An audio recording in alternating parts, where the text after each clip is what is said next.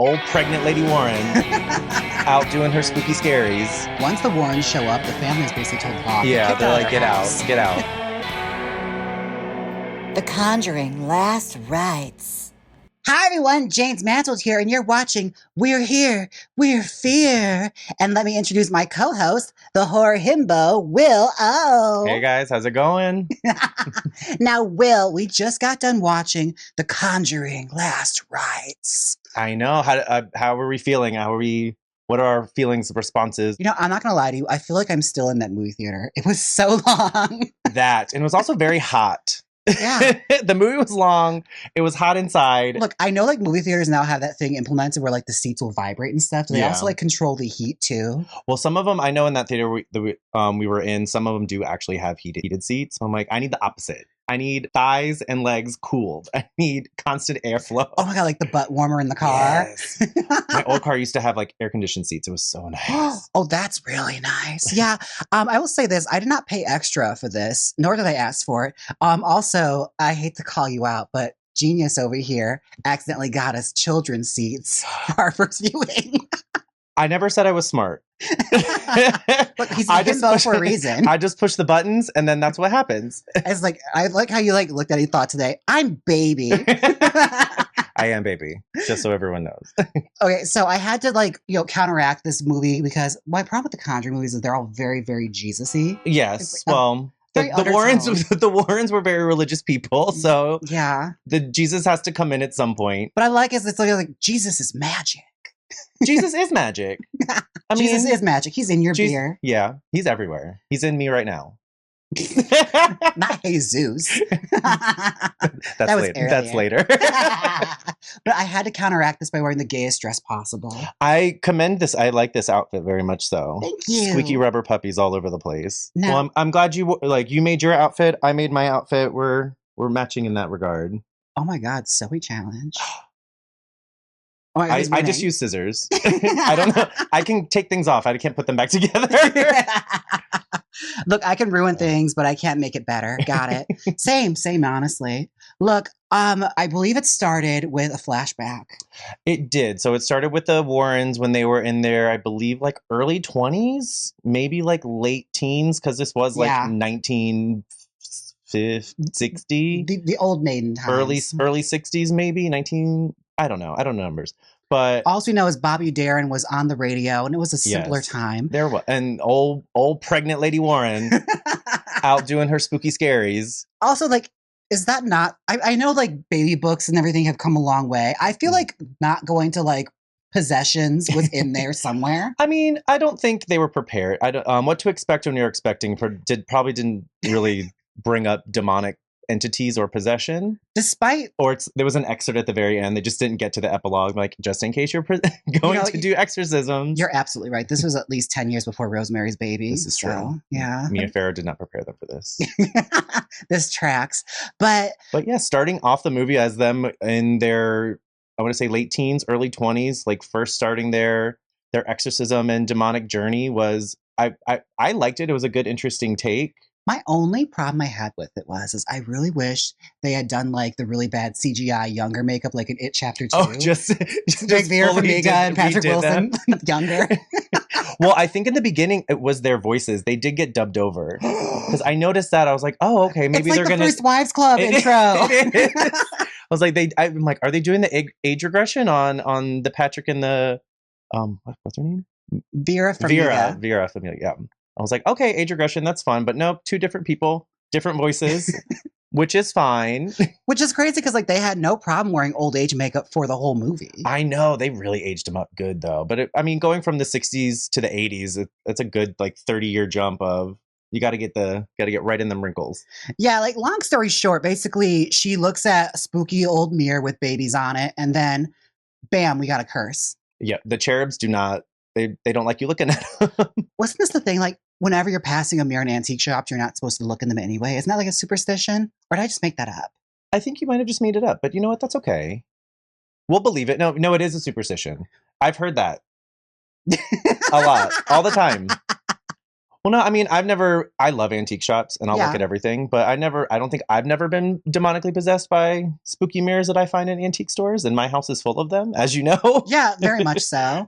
I mean, to be fair, it was an ugly mirror. Yeah. I'm sure it was like nice and heavy though. I feel real bad for that antique store. You know they weren't selling that shit. They're like, get it out of here. Well, no, that comes later. I was like, it was a pawn shop or like an antique store that they were in. Yeah, and like old boys, like the owner's daughter is talking to the Warrens because the father like unalived himself. Yeah, so I guess apparently while he was in the antique store by himself, he was hearing voices and getting like spooky vibes from everything that was going on, and then all of a sudden just decided, you know what, I'm gonna end it all, and we're gonna kick the chair. We're just gonna kick the chair under. This mirror is it. His daughter comes in and finds him. They move, like she's, I guess, contacts the Warrens to try to help her out and kind of explains the story of what happened to him and that it's starting to happen to her. So it kicks off and they go down the stair or go in the stairs. And pregnant Lady Warren is walking around with her crucifix, trying to figure out what's going on and just handling all the items, touching everything. I mean, this is what you hear. It's their early days of ghost hunting. Yes. So I guess they didn't quite know that's a big no. Yeah, especially in antique stores, they don't want you to touch anything. There's signs everywhere. Maybe she was just putting tabs on things, like keeping mental notes. Like, she's gonna come back and shop later. Saved for later. Sold. She's switching tags. Yeah. Like, ooh. That's what she wanted. You know, knowing the Warrens, I bet you that's what she was doing. She's like, you know what? They're not down here. I'm gonna. Everything's a red tag sale now. Red tag, yeah. Like, don't. Okay, so basically, a demon latches onto her, and we get like my favorite scene of this, which was the ceiling cat monster. That's in the hospital as she's giving birth. She's giving birth on the table. Ed Warren is right next to her. Everyone's freaking out. And then all you see just above her on the other side of the room is just a random like hand and like the top of something's head. And you're just, it's too quick enough to kind of figure out what it is. It's basically just like. Show it lots of nails. There was a lot of nails in this video. You know what was giving though? Have you ever seen those TikToks, like those Instagram reels of like that one white kid in like Brooklyn? He does like the reels where it's like he hears a strange noise, he looks and ooh, scary face. No, I'm not familiar with TikTok. I'll have to send you it because it's literally the same video every single time, but it gets me every time. The little internet jump scare. Like, I'm going to send you a video and you click it. Oh, I'm familiar with those, just in different mediums. It's very much like the reincarnation of that. Okay. That's how I felt watching this scene. It's like, well, that's honestly what it was. It was just a pan up and then all you see is just manicured hand coming above the doorway and then just boop. I mean, it did have a really fierce manicure for a demonic entity. All the demons' nails done. So this begins the first part of something I found myself saying quite a few times while watching this movie. Okay. Now I know you're fucking lying. Well, I feel like that's a feeling or a response in a lot of horror movie situations. You're like, why are you doing this? Who's doing this? Like, what in your right mind would make you want to go down this like trail of events to make these decisions? Because we're all sitting there being like, I wouldn't do that. Why would you do that? So basically, her daughter, Judy, gets born, and she is... Stillborn, yeah. She's quite dead.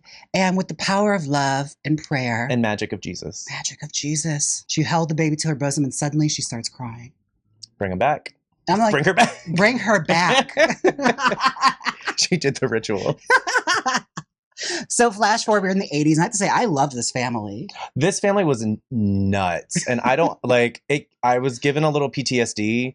My family was never that like. I come from a family of 5, so living in a 2.5 bedroom, like 2-bedroom home with 5 of us. I had 3. Like I'm one of 3 boys, so it was giving me flashbacks of like fighting with my brother over being in the bathroom and like just doing stupid stuff like that. So I kind of like sunk in my chair a little bit. I mean, same, because like I grew up with 3 older siblings, so I very much felt this. I never had grandparents living in the house, so that would be too much. The only time that happened is like hurricane season, but I forgot you're in Florida. Oh my gosh. What's that like when your house floods? Is it like that movie with the alligator? My house never flooded. Actually, no, my apartment did flood one time when I lived up next to the St. John's River in one of my apartments, and luckily the building itself was raised. However, everything to get into my apartment was flooded for like a week. So I had to stay at my parents' house and then my other friend's house because I couldn't stay at my parents' house anymore. Freaking out. Were you fully doing like the sandbags around the door and all that shit? No, I didn't do that, but I did have to get into a canoe in order to get into my apartment. Okay, that's kind of fierce. Camping. Oh my God, girl. It's like Venice. Yes. Just taking it back to my roots. But no, this family was insane. It was what? The parents, 4 girls? Yeah. And then the grandparents all living in this one house. Very 80s of everyone, giant hair, fighting over hair dryers, like everyone's running around. And we come to find out it is the mousy middle daughter's birthday, and her grandparents surprised her It was her communion. Was it? Oh, it was. She was getting confirmed. They did more Magic Jesus. See, again, I forgot because I never did my confirmation. I'm not familiar at all. Yeah, I did communion, but I never went to confirmation. So as far as things goes. So you took you never finished the test? I took the test. I just didn't finish it. There you go. I'm not going to heaven. Well, at least I'm not confirmed to go. You're not confirmed. You're on the list, but you haven't RSVP. I could still go back, I imagine. You're just never RSVP. I don't think that expires. I mean... What's the expiration on communion? Comment below. Please let us know. Oh my goodness. But yeah, they decide as a perfect gift for your confirmation, we're going to surprise you with the most demonic, evil, haunted mirror. This giant antique baby mirror. With little cherubs. And like even the grandmother makes a remark like, it looks like you when you were little. Which is a very 80s grandma thing to say. Like, we got this because it looks like you. I'm like, okay. We also found it in a junkyard. Hope you love it. The guy they were at a flea market and I was like, he just was giving it away. Like, there's probably a reason. There's probably a rhyme or reason. Again, the Amityville horror happened.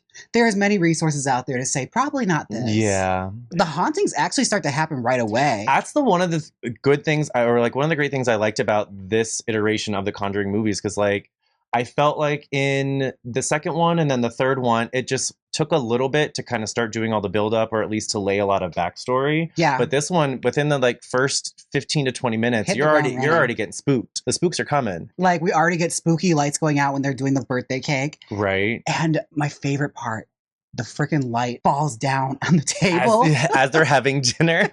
It's like a nice family dinner moment, and then all of a sudden the giant like fluorescent light bulb fixture that's above their kitchen table just slams on the ground. Let's let you know, like, they're not messing around. They said, we're scaring everybody. And just so you know, it's 80s. We cut to the Warrens doing one of their little college lecture tours, which we didn't know what to do.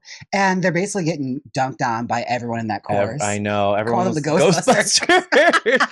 Like, nope, we did it first, trying to make it nice. They're like, no, that's not us. We were there first, though. It was our thing. No, but the hauntings, I feel like were really, really good this time. The one that really, I think both of us liked was when the mom was on the phone and the kids are just running around the house. With the corded phone. 30-foot corded phone that you could just go everywhere with. Can I just say, I miss them. I really do sometimes. Yeah. Like that corded phone you can just take all throughout the house. And just knocking everything over. It's like the CSI board just all over your house. Lasers. Yeah, I do miss it. And like, it was one of the good effects. Like millennials, you're not going to understand this, but like that cord being yanked So phones forward. used to have cords that lived on the wall. We gotta go for it. There used to be something called landlines. Where let me go back. So the telephone was invented. The telephone was invented by. Oh my goodness! But yeah, I was living. The mom was actually giving for me. She was a good. Yeah, I liked her character. I did feel like there was too many, so you didn't really get to spend a lot of time getting to know members of the family. Yeah, I mean, in the first Conjuring movie, there was still a house with a lot of kids. But you got to know the mom. You kind of got to know the dad a lot. You got to know the older kids. The young ones, they didn't care about. They're like, nothing's going on. They here. exist to have their toys possessed. Who cares? But this one, I think there was I think there were too many family members to try to like squeeze in to where you didn't really get to feel. I never felt a connection to the family to be like worried about them. Well, I think it's also like one of the big flaws with this movie when I was watching was like we spent too much time with the Warrens. And not a whole lot of interesting stuff was happening with your family, girl. Yeah, there was. It's like wedding planning and going away parties. Yeah. I don't care. Judy's getting married. Okay, thanks, Judy. Although low-key, her fiance, I was kind of into him. He was hot. What was his Tony? Tony. Nice Tony. And there was like a weird sexual tension between Tony and Ed. And the dad, yeah. Yeah. He was like, They're playing that really intense game of I'm a fuck you. Nah, I'm a fuck you. Table tennis, Will. Oh, ping pong. Yeah. Ping pong, yes. That's not the same. It's the same where I come from. You know, it usually happens on a ping pong table later. Yeah, after. That's a Florida thing. Extra points if you don't break the table. There you go. Oh my gosh. But yeah, we spent way too much time with the Warrens. I agree. In this movie. I think they were trying to do a lot of fan service to close out this kind of huge universe that they built. Yeah. Because I mean, with the Warrens, there's already been this is the fourth Conjuring movie. They've been in the Annabelle movies. They've been in They've kind of cameoed a little bit in like the Nun movie. So I think they wanted to try to button up the Warrens as much as they could. But I do think we spent too much time doing Warrens in their personal life, not Warrens doing the spooky stuff. I feel like they could have just established the whole, basically what they're trying to get off is, well, Judy's psychic now. Yeah. In case you're wondering. Judy's got the sight. She's got the sight. She's got the sound. She knows. She can see around corners and shit. Like. She has her PTSD with Annabelle. Yes. Which they explored a lot through the movie. Because I guess, in Annabelle creation, Annabelle was just messing with her real good. To where every time Judy turned around, it was like, ooh, Annabelle, ooh, Annabelle. They did kick it off by saying this was, again, it's very Zach Bagans, the Haunted Museum. Whenever you go to a new room, it's like, this is the one case that ended the Warrens' career. Yeah. The most haunted haunting that ever haunted. But you didn't really get a whole lot of the haunting. No. So I think that was a little bit of a letdown too. However, when they started doing hauntings in the house, like I liked them. The scares were pretty good. I think they weren't like super creative. It was a lot of callbacks. Yeah, it was a lot of callbacks to other things they've done. Spoilers, since we're talking about it already. Yeah. It's 3 different ghosts that were murdered in this, or 3 different people that were murdered in this home. And then the demon is kind of similarly to what happened in The Conjuring 2, kind of forcing these ghosts to terrorize the family. So, I mean, some of the scares were good. I think we could have done more with them and kind of drawn it out more to make it scarier, but... Or develop the family a little bit more, because once the Warrens show up, the family is basically told to fuck off. Yeah, they're like, get out, get out. Just get out. Us now. All we need is you, because we talked about you, and then the mom was there sometimes. The grandma got thrown down the stairs, apparently. We didn't get to see that. That would have been nice to see. The grandma's like, oh yeah, she got pushed down the stairs. What they were really living for was that little like Wendy Walker doll. Yes. We got a lot of scenes with her. Was it? No, Judy was the daughter. I'm like, what is Katie Carryall is what I called her. I'm like, oh, it's Katie Carryall. It's Katie Carryall. Yeah, we got a lot of scenes with her floating and walking around and being possessed by a very grinny ghost. That old lady that tried to do sex to the husband. Oh my God. That was a good one. Like literally suspended in the air like the Craft. Yes. Like, light as a feather, stiff as a board. And we do mean stiff. Yeah. Well, I think the problem with that was like, the husband was probably secretly kind of into it. That was the first time he's ever experienced that in his life. An out-of-body experience. But yeah, the dad, like, it's typical family setup. The daughters are freaking out because everyone's getting haunted. The dad's not believing them. They're like, oh, you don't believe it till it happens to you. Then obviously the next scene is going to be like, oh, it's going to happen to him. So once the dad gets messed with, then they're like, oh, we got to do something. I just like how this ghost is like, oh, you don't think I'm real? Oh, I'll show you real, bitch. Once the action started hitting the final climax, I was into it. It felt a bit like I had the same feeling watching this as I did watching Jurassic World Rebirth. Okay, burps. Rebirths.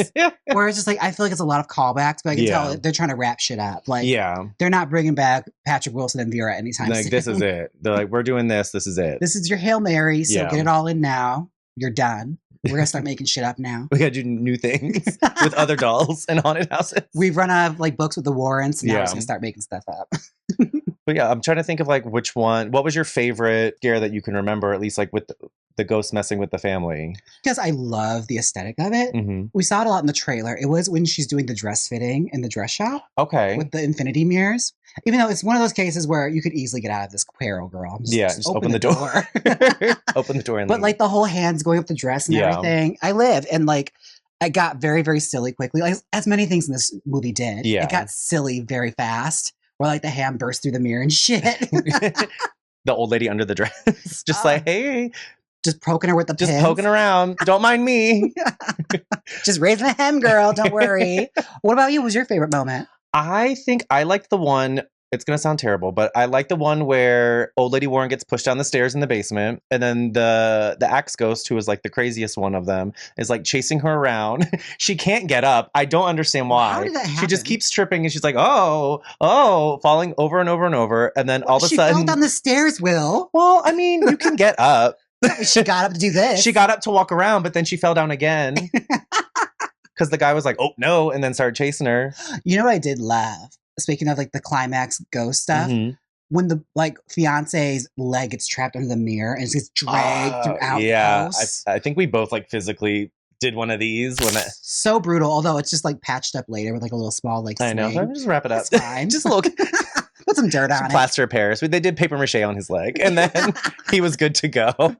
Only thing I didn't like is you never really get to see what the the quote unquote demon looked like. It didn't even get a name. No, they didn't name anything. It wasn't like an entity. It wasn't like a character. I guess maybe because they didn't want to make it a character that will come back. Wanted to, yeah. They didn't want to make anything popular to people to be like, no, we want more. We must merchandise this. But yeah, it was just literally, okay, spooky demonic mirror. Because I feel like everyone that ever like had any kind of like presence in these movies got a cameo in some, like the nun picture was seen. Yeah. Annabelle came back and did her big one. She said, Megan, who? I'm coming out. Oh, bitch, you can dance? Well, look at me. I'm 6 feet tall. You thought you were something, Megan? I'm floating around on my own. How about that? I don't even need AI. It was the giant, like, Attack of the 50-foot, like, Annabelle for me. That took me out of it. I thought it was good. It was fun. That kind of took me out of it, though. I'm like, I don't need a giant CGI Annabelle doll. That's not good. That's not scary. All I can ask is, where the fuck was this for all those other Annabelle movies? Right? Well, she could do that the whole time. I liked in the other Annabelle movies because it was just like, okay, the doll is a thing that the demon is using. So yeah, it's going to fly around and stuff because of the doll. But like watching Annabelle like get up, kind of do her little contortion dance and then grow into, like you said, 60-foot lady. I'm like, this isn't, what is this? All I needed for her to do was just to stand up and just do a just little cartwheel, everything. Do her flip, leg against the wall, and then girl, we have to stick to we're here, we're queer. Mm-hmm. We're here, we're fear. I mean, both of those are right. So. Thank you. One of these days I'll get it right. Would you come out to the Warrens? I would.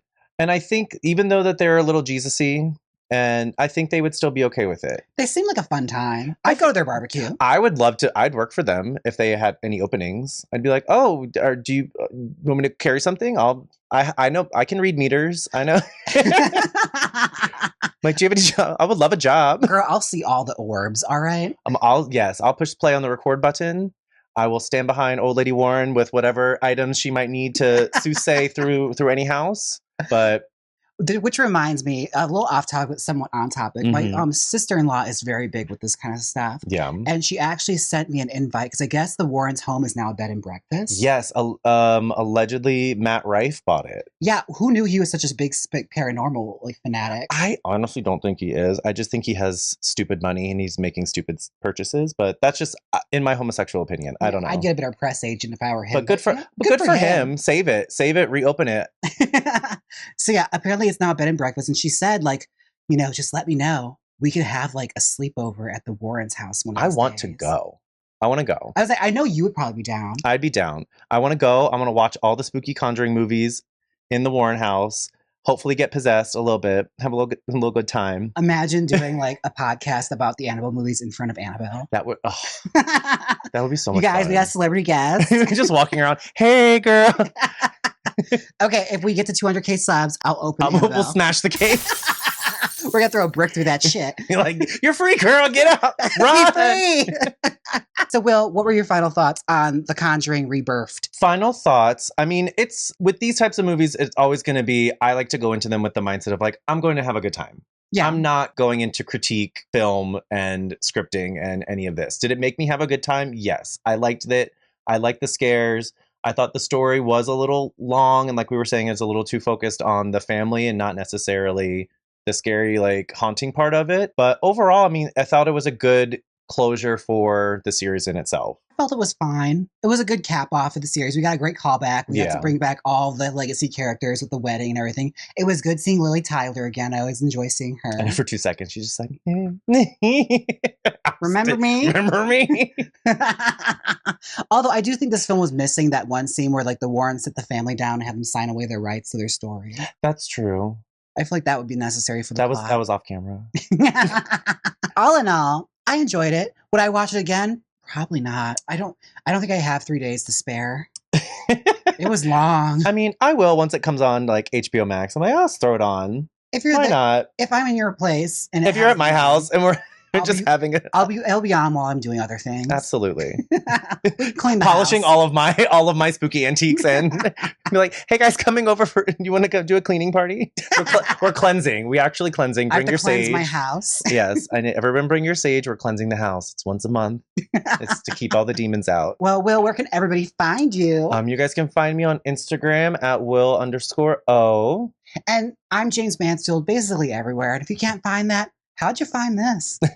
All right. Take care of yourselves, everyone, and we'll see you in the next one. All right, guys. Bye. Is this hat my new personality? All right. It's like me and my bandana. I wore it to the gym yesterday or the day before and took one picture in it. And then I was like, yes. oh, okay. It's giving bar back. I know. I'm like, just like, you need ice.